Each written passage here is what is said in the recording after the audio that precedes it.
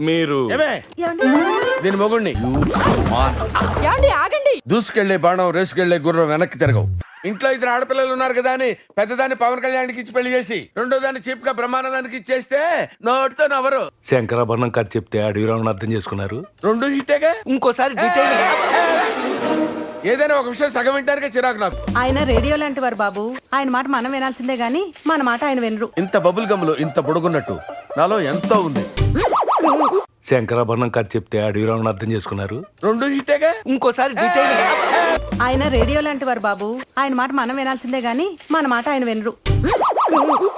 మీరు దీని మొగుణ్ణి ఆగండి. దూసుకెళ్లే బాణం రేసుకెళ్లే గుర్రం వెనక్కి తిరగవు. ఇంత బబుల్ గమ్ములు ఇంత పొడుగున్నట్టు నాలో ఎంతో ఉంది.